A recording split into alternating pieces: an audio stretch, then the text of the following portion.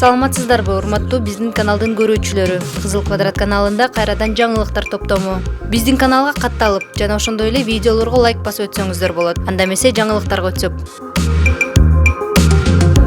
UFC чемпиону Валентина Шевченко Бишкектеги күйөрмандарына жолугуп, кызыктырган суроолоруна жооп берип, ой пикири менен бөлүштү. Кыргызстандык мушкер алгач жалпыга маалымдоо каражаттар өкүлдөрү менен маалымат жыйын курду. Ал Кыргызстанга келиши парламенттик шайлоого байланыштуу эмес экенин белгиледи. Буга аны коштоп жүргөндөрдүн арасында Жогорку Кеңештин депутаттыгына талапкерлердин бири болгондуктан суроо жаралган. Шевченко спорт саясаттан тышкары болушу керек деп эсептейт. Биздин өлкө аябай уникалдуу, ак көңүл эли, жакшы адамдары, ажайып жаратылышы бар. Ашканасы тууралуу айтпай эле коеюн. Тамактарын аябай жакшы көрөм. Бишкек кеңейип калгандай сезилди. Көп жаңы имараттар, жаңы турак жайлар курулуптур. Бирок мага эң жага турган жери эски шаар, Борбор ошол бойдон экен.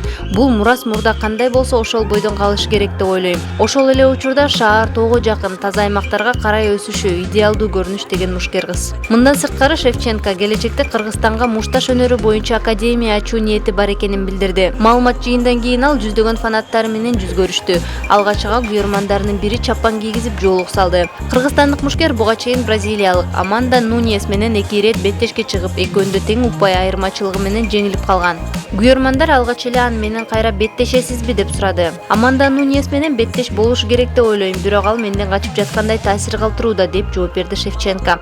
Ошондой эле ал чоң мотивацияны кыргызстандыктардан аларын белгилеп, өз элин кубантуу үчүн ар дайым жеңишке умтулаарын айтып өттү. Менден көбү Валентина сага эмне мотивация берет? Эмнеге сен ушунча жылдан бери биринчи күнкүдөй машыгууну улантып келесиң деп сурашат.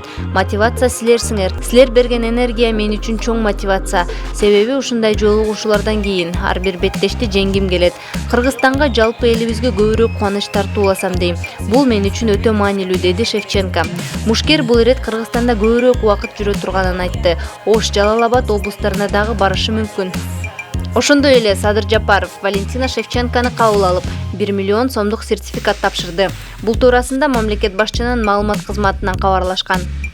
Жапаров Валентинанын Кыргызстанга келиши бардык кыргызстандыктар үчүн кубанычтуу окуя экенин, бүтүндөй өлкө анын ийгилигине тилектештигин, спорттук жетишкендиктерин колдоп турганын айткан. Ал спортчу кызга бекем ден соолук жана бакубатчылык каалаган.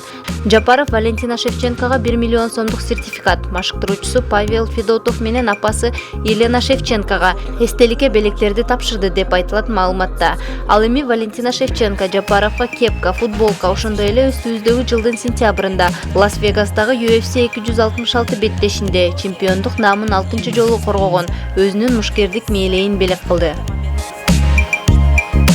Ырчылар Чолпон Талипбек менен Максат Садырбеков нон-стоп дуэти болуп кайра биригишкенин жарыялашты. Бул тууралуу 22 ноябрда Бишкектеги маалымат жыйынында белгилүү болду. Алып баруучу Эркин Рыскулбековдун айтымында дуэт Кыргызстандан эл аралык таланттар шоусунун калыстар тобунун катарында болот. Чолпон Талипбек өзү биз расмий түрдө нон-стоп дуэтинин солисти болуп иштеп жатабыз деп билдирди. Биз кастинг аркылуу кыялдарыбызды ишке ашыра алдык. Силер да сөзсүз баргыла, өлкөбүз таланттарга бай. Сынактын өзгөчөлүгү, эч кандай чектөө жок. Ар ким каалаганын аткара алат. Биз буга катышканыбызга кубанычтабыз деп билдирди. Эске салсак, Максат Садырбеков 2018-жылы жеке чыгармачылык карьерасын баштаганын жана Чолпон Талипбек менен 8 жыл бирге ырдаган нон-стоп тобунан кеткенин жарыялаган.